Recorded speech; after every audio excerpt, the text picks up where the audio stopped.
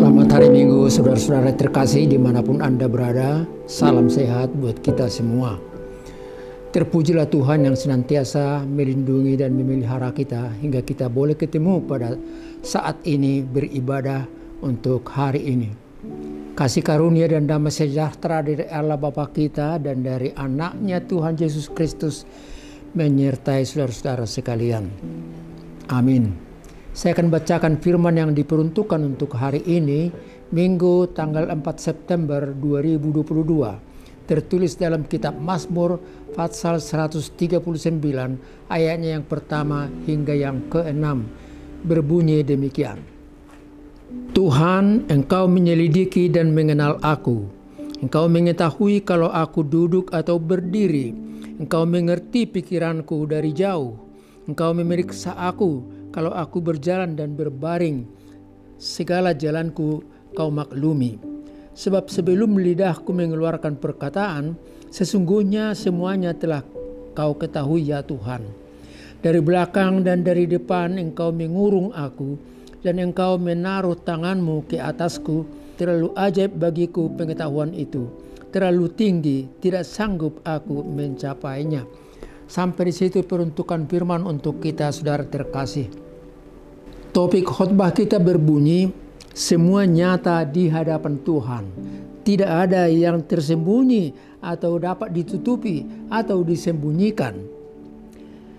Manusia kita lihat di dunia ini sekarang ini, manusia berupaya untuk mengamati keadaan di mana keadaan sekitar dari rumahnya, dari tempat kerjanya, melalui ada CCTV yang menggambarkan apa yang terjadi dan siapa yang datang, apa yang bergerak, sehingga si pemilik rumah atau kantor itu boleh mengetahuinya.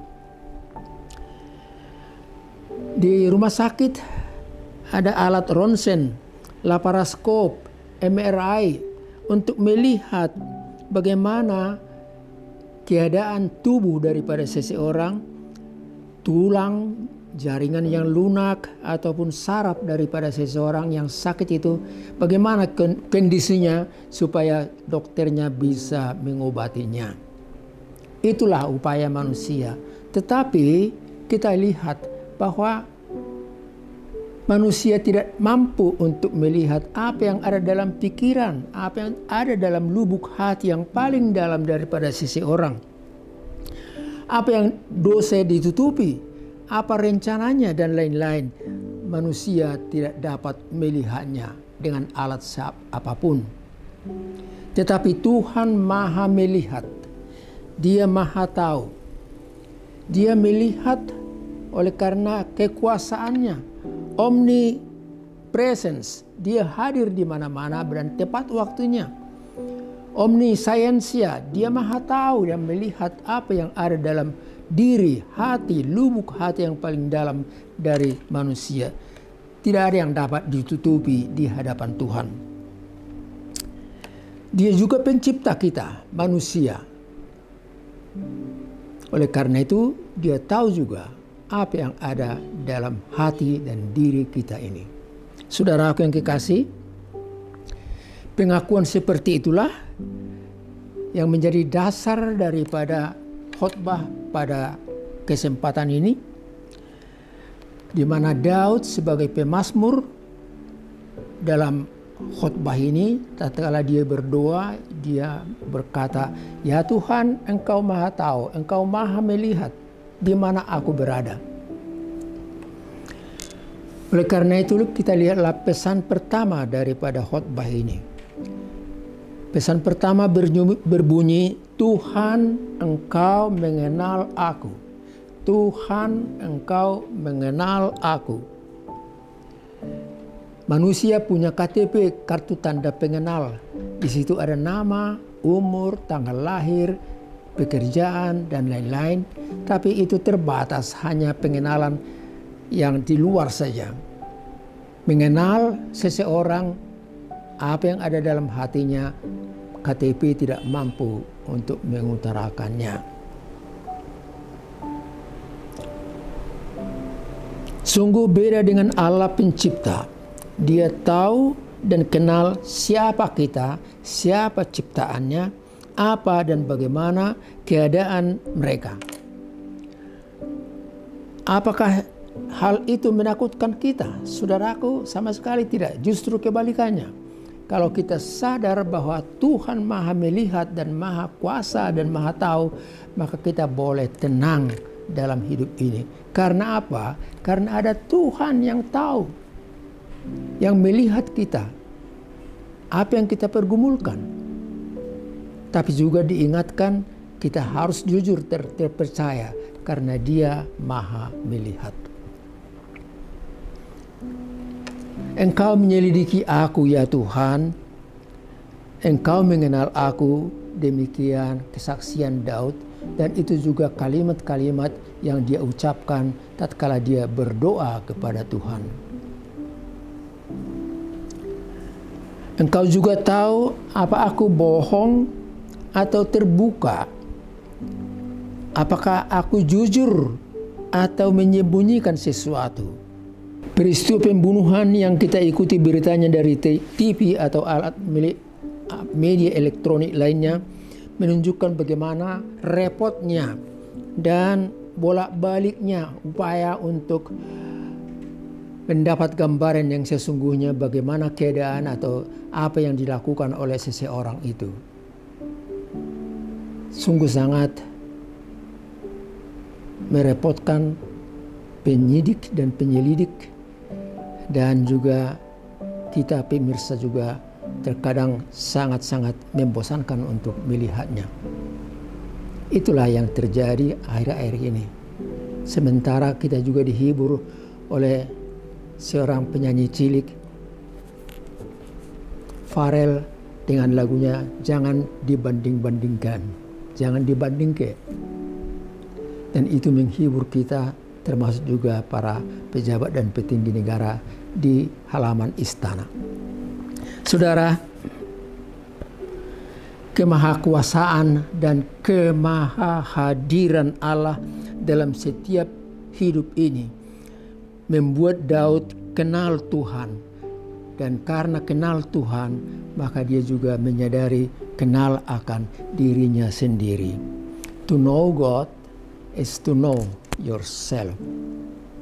Sadarilah Tuhan siapa Dia, maka kamu akan jujur, ada sukacita, dan kamu akan mengenal dirimu sendiri.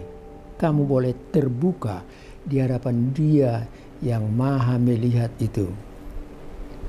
Allah itu baik dan sungguh amat baik bagi orang yang tulus hati, bagi orang yang tulus hati. Tapi yang berliku-liku hatinya, yang menyembunyikan sesuatu, bagi dia Tuhan itu sangat sungguh tidak bekerja. Tuhan itu baik dan amat baik, sungguh amat baik bagi orang yang tulus hati. Allah itu tidak menakutkan dan tidak ditakuti bagi setiap orang yang mengaku kelemahannya, kekurangannya, dan kesalahannya. Puncak jaminan kasih-Nya disaksikan dalam diri Yesus Kristus. Karena begitu besar kasih Allah akan dunia ini, sehingga Ia mengaruniakan anaknya yang tunggal itu, supaya barang siapa yang percaya kepadanya tidak binasa, melainkan beroleh hidup yang kekal. Itu kita temui dalam kesaksian Injil Yohanes pasal 3 ayat 16. Pesan yang kedua, karena Allah mengenal dan menolong, syukuri dan tolonglah orang lain. Allah menolong orang lain. Dan bila kamu mengenal Tuhan Allahmu itu, bersyukurlah, tapi juga lakukanlah yang baik buat orang lain. Karena kenal, maka dikasihi. Karena dicintai, maka diikuti. Pergaulan antar dua insan manusia menampakkan hal tersebut. Dua insan yang berbeda, laki dan perempuan, sepakat untuk menyatukan diri mereka dalam satu pernikahan yang kudus di hadapan Tuhan. Dan hidup bersama, berbagi suka dan duka. Membangun masa depan mereka dan anak-anak mereka juga. Saudaraku, cinta kasih suatu pelajaran yang terus menerus. Cinta kasih suatu pelajaran yang terus menerus, tidak ada yang tamat selama dalam hidup ini. Nas khotbah kita menggambarkan hubungan kita dengan Allah yang mengenal kita, menolong dan melindungi kita. Itulah suatu hal yang sangat berharga, pengetahuan yang sangat tinggi.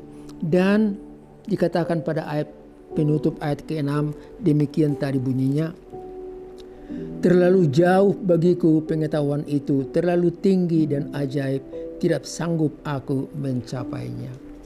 Kemaha kuasa Tuhan, kemahatauan Tuhan tidak mampu kita untuk menganalisanya, untuk mengertinya dengan pikiran dan logika kita.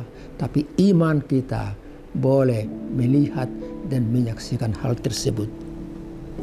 Agama, saudaraku yang terkasih, agama tidak dilihat dari rumusan kata-kata atau perkataan-perkataan yang indah.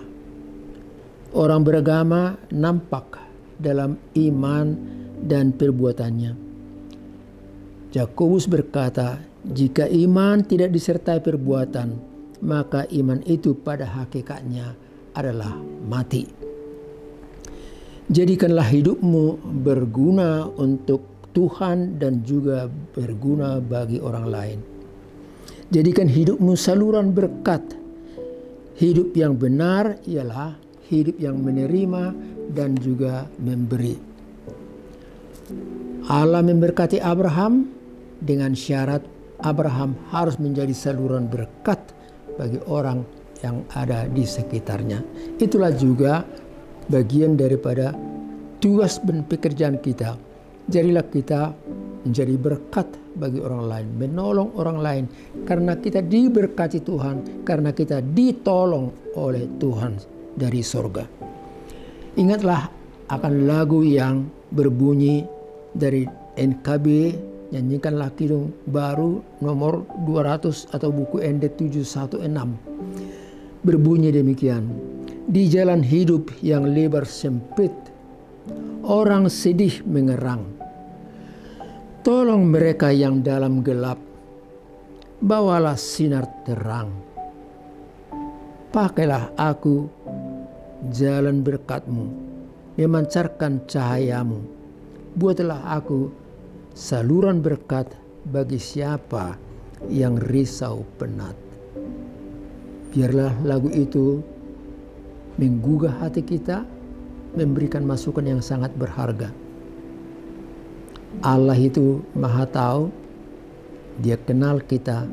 Oleh karena itu, lakukanlah yang baik dalam hidup ini, karena Tuhan juga akan menyempurnakan apa yang sebelumnya telah kita lakukan.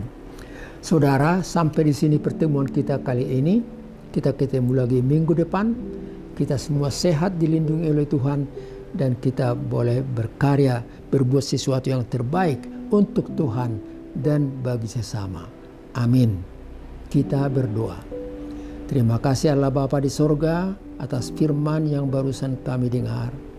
Biarlah itu menjadi masukan bagi kami supaya kami sadar melihat bahwa Engkau adalah Tuhan yang Maha Tahu, yang Maha Kuasa, yang Maha Melihat, dan kami juga Tuhan lindungi dalam perjalanan hidup ini. Mampukan kami ya Tuhan berbuat baik bagi semua orang yang beda suku, agama, dan kepercayaan juga. Mampukan juga negara kami untuk berbuat baik buat warga di negara tercinta ini.